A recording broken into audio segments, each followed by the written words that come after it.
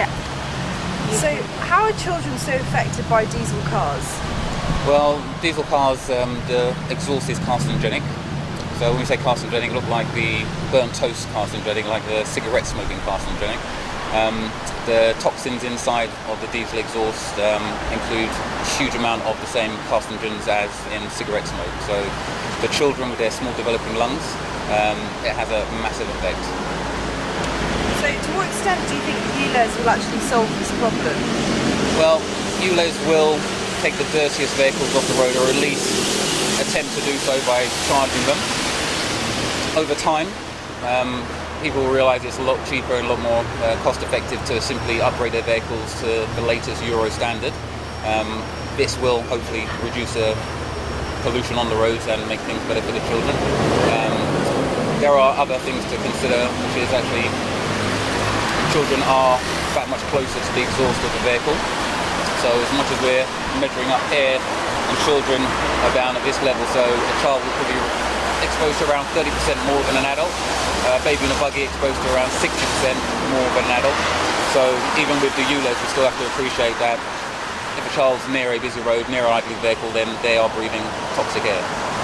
So can you tell us about your air monitor? Well, I've got it up on a lamppost here.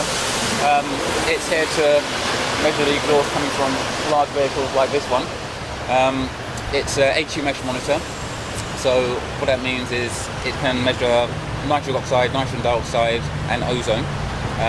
There are two limits, legal limits in the UK. One is the annual limit, which is 40 micrograms per cubic metre. At this bus stop it's almost double that. The other one is the hourly level, which is where we're really concerned, because once you go past that, which is 200, where the World Health Organization says no human exposure, at this level it's toxic for adults. It doesn't have to reach 200 to be toxic for a child, because we said, you know, they're getting 30% more than adults, 6% more if you're a baby in a buggy. At this bus stop we've already exceeded 200 8 times in the last 6 weeks. Now it's not supposed to be more than 18 times a year.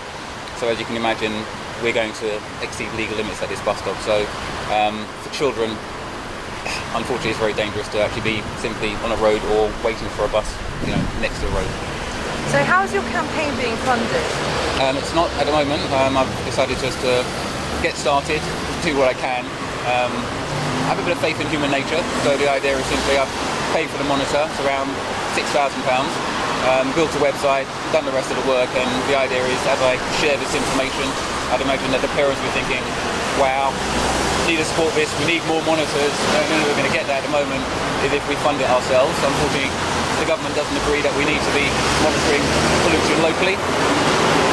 They have their own way of doing it, which is by modelling. So they have a few monitors in different locations, and then they model what they think that will be like in other locations.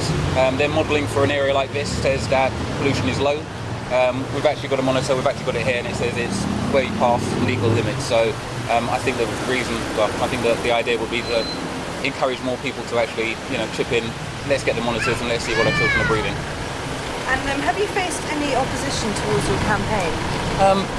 I don't think I'd say opposition towards a campaign. I think it would be more a reluctance by authorities to actually recognise how bad the problem is. Obviously, you know, TfL won't want to scare people.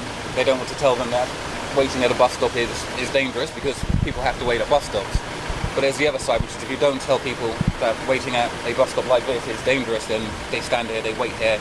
If it's a child and they go to school and they're doing it for maybe 5-10 minutes a day waiting for a bus, it's 195 days a year, school days. Could be doing the same thing on the way home as well. From the age of, let's say, 2, they're going to nursery, going to school until 16. So that's a huge amount of time, and this kind of repeating will have an effect. They do say if you live in a polluted area, if you travel on polluted roads and you attend schools on polluted roads, then by the time you're 8 to 9, you have a 5 to 10% reduced lung capacity. Now, a reduced lung capacity, that has implications for lifelong health. Obviously, increased chance of onset asthma, for younger ones, pneumonia, bronchitis. As you get older, it might mean that you spend time away from school, so it can affect your education, your social, in terms of time you spend with your friends and children. As you reach to early adulthood or middle age, then suddenly more opportunities or more chance of getting cancer, heart disease, later on in life again, stroke. You know, the cancer is not just lung cancer, it could be bladder, kidneys, liver.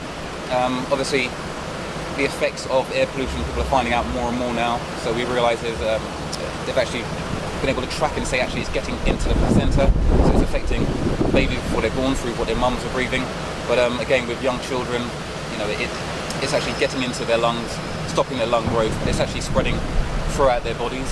So now it's going past the blood-brain barrier to their brain. So unfortunately, the thing they're breathing on their way to school is actually affecting their neurological development. And you know, this is going to affect them throughout their entire school day, and then they get another dose of it on their way home. So yeah, it is very serious.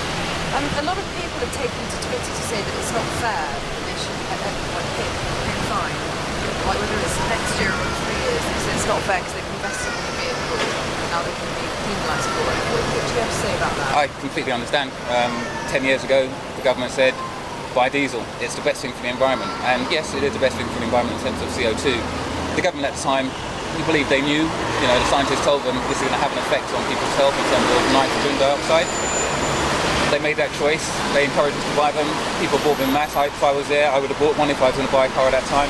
So to now turn around and say, actually, this isn't great, you know, this doesn't work, we're now going to start charging you to drive your vehicle when you're advised to buy it, it does seem very unfair. The reality is we need to find a way to generate funds. The government are going to pay for a diesel scrappage scheme. They're trying to ask them to, but it's unlikely they're going to. The government aren't giving London enough funds to tackle air pollution, so the mayor has to find a way. The best way they can think is to actually say, okay, let's get the worst polluting vehicles off the road. The way to do that is to make it expensive for them to drive, particularly in areas of high population, areas where children are. They are the priority, they are the most vulnerable. So it's unfortunate to get the double whammy for diesel vehicle drivers, but it does say, yes, there will be a small charge. You will have to pay this if you wish to drive in the most polluting areas.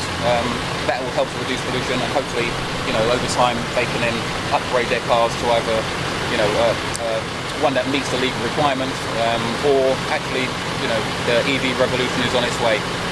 I think what we'd really hope all together is to actually say, well, do we have to use cars? In the city, we have buses, we have tubes, we have trains. You know, a lot of the journeys are so short they could be walked.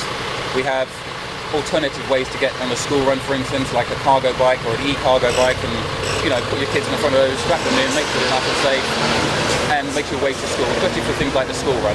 Obviously, for you know, longer journeys, then we have to look at alternatives, and then we have to say, well, public transport. If you have to drive, and you have to drive a diesel vehicle, then again, it's can you drive it in the least polluting way?